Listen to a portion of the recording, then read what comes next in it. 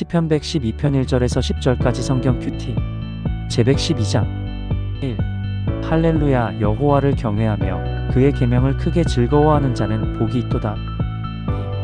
2. 그의 후손이 땅에서 강성하며 정직한 자들의 후손에게 복이 있으리로다.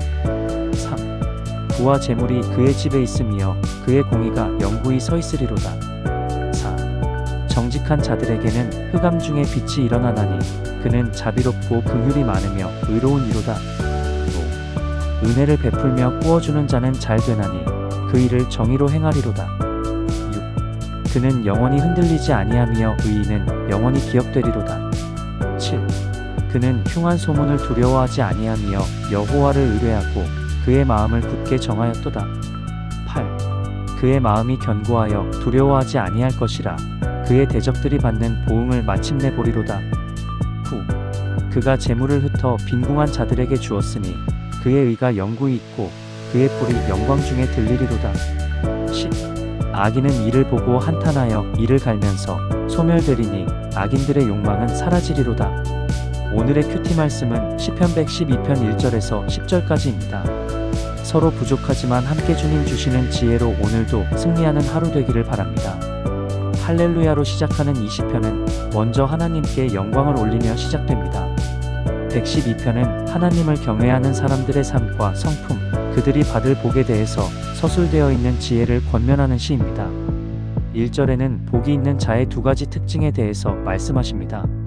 첫째로 여호와를 경외할 것과 두 번째로 하나님의 계명, 말씀을 즐거워하는 것입니다.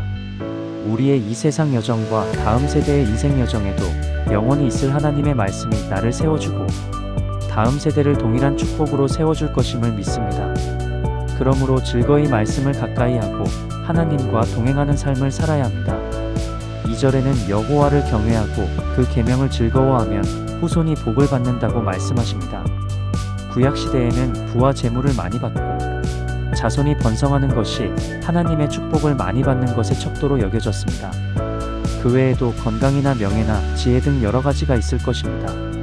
이러한 복을 자신을 위해서만 사용한다면 그것은 복이 아니라 화를 자초하고 하나님이 주시는 은혜를 잃어버리게 되는 결과를 초래합니다. 받은 축복인 그 재물로 인해서 하나님을 경외하고 말씀을 즐거워할 시간이 없어질 가능성이 있습니다. 그 받은 축복으로 나를 치장하고 나를 자랑하려 다니고 나와 같은 무리들과 어울려 유흥과 재미와 쾌락을 즐기고 싶은 유혹에 빠지기 쉽습니다. 그러므로 하나님께서는 솔로몬의 모든 영광으로도 이룬 것이 이 꽃 하나만 갖지 못하다고 말한 것입니다. 솔로몬에게도 축복을 주고 이 아름다운 꽃에게도 모든 사람들이 예쁘다, 예쁘다, 아름답다라고 말을 할 귀한 영광을 주었습니다. 그러나 솔로몬은 하나님의 영광을 자신의 영광으로 바꾸어 버렸습니다.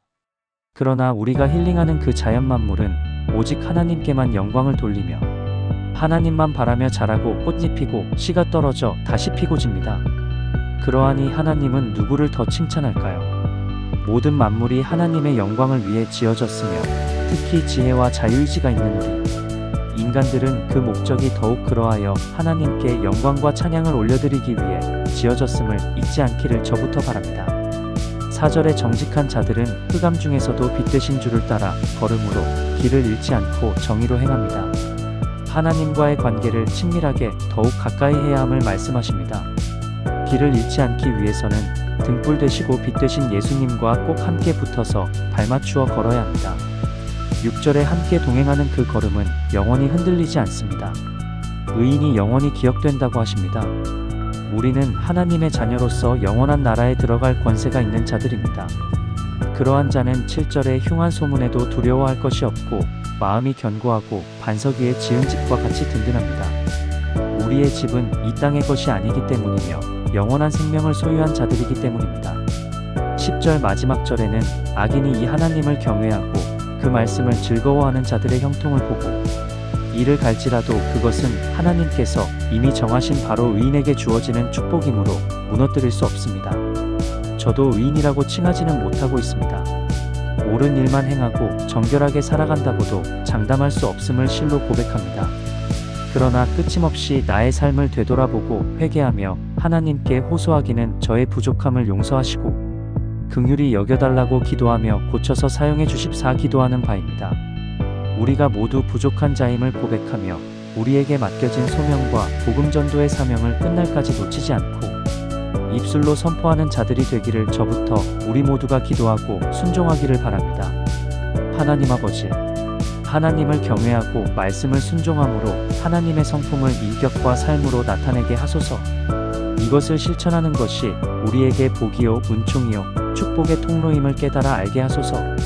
받은 축복을 흘려보내고 이웃을 돌아보는 자가 되게 하소서. 받은 복이 셀 수 없이 많음을 실로 고백합니다. 우리 삶을 통틀어 모든 것이 합력하여 선을 이루는 은혜가 저를 통해서 하나님을 경외하는 모든 이들에게 함께하기를 예수 그리스도의 이름으로 기도드립니다. 아멘.